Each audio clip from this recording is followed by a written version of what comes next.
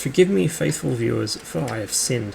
My short-term memory is nowhere near as accurate as my long-term memory, and I actually had my 2 matches backwards. The previous replay was actually my first match in the T49, this was my second, and this is the one where I get to blow the top off of an AMX 13. Let's get this show on the road. We've ended up on South Coast.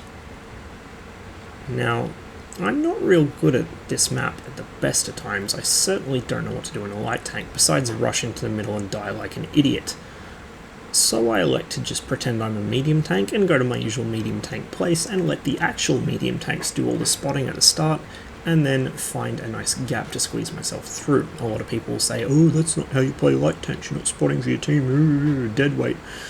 Actually, this is how you play light tanks. You stay alive and don't die in the opening 30 seconds of the match. Sometimes you have to kind of wait around patiently, wait for an opening, before you can really get work done. This is how I used to play the Chaffee back when it was first added. Myself in Wargames would platoon up all the time. In our Chaffies, we'd circle around our base like idiots until 3 minutes into the match, by which time you know exactly where pretty much every enemy tank is and what they're doing. Nobody's expecting a pair of Chaffies to come flying straight through the biggest breach in the entire enemy line, straight into their base, kill their RD, kill their TDs, and then cap them out. Nobody expected it, but that's actually what happened. It isn't quite as effective as it used to be, and I've kind of wised up to the fact that I can passive scout now. I don't have to wait in base for 3 minutes, but sometimes on maps I'm not familiar with, I will employ the same kind of strategy. I'll just sit back, wait and see what happens, and then find myself an in.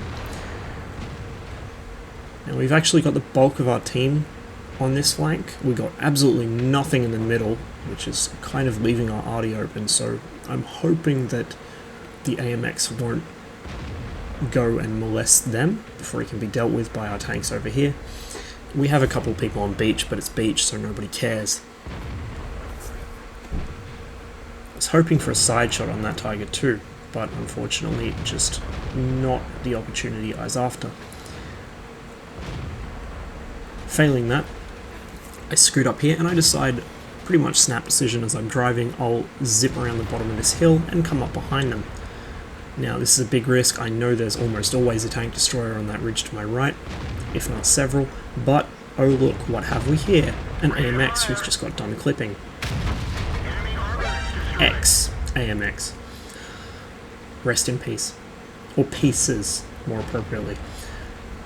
I pull back, and I'm so busy taunting him in chat that I don't notice the SU-122-44 getting lit behind me, and I need a big shot from him. Thankfully he is scared, having just seen what happened to his teammate, and I have an opportunity to pull into what passes as cover. He can't see me from behind his rock.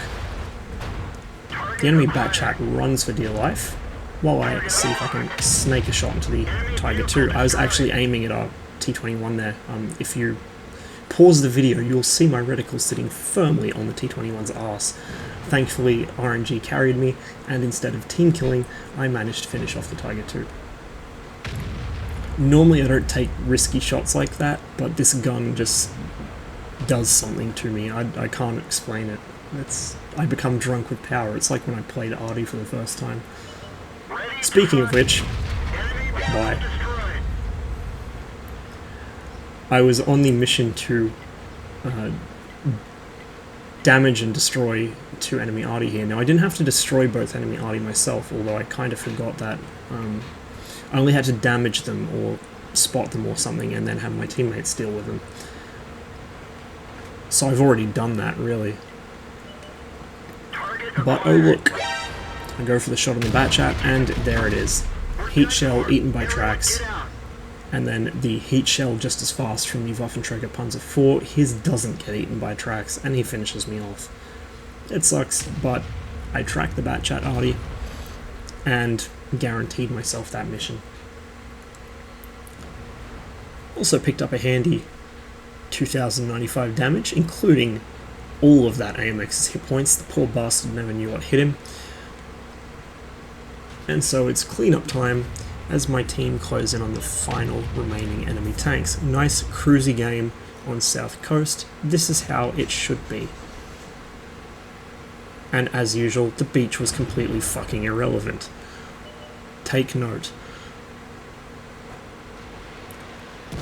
Our Lorraine 155 lands a nice splash between the two remaining enemies.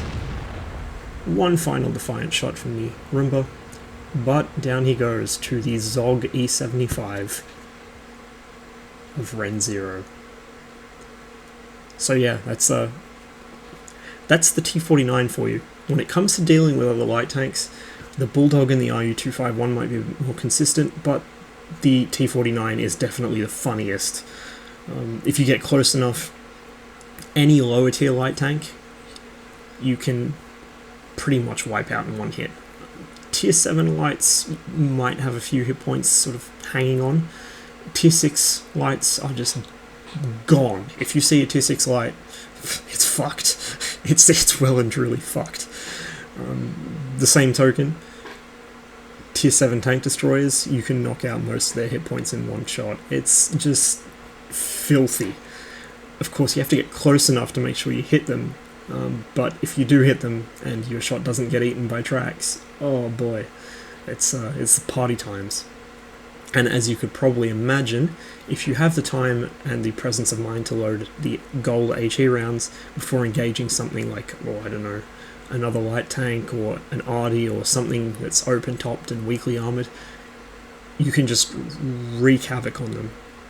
The 910 Alpha HE rounds are just fantastic for trashing lightly armored tank destroyers and enemy light tanks. Of course, that will finish off a Tier 7 light if it even slightly high rolls.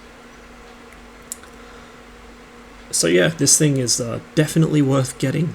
It's a lot of fun. If you have a chance, get it. I hope you enjoyed the video. Thanks for watching.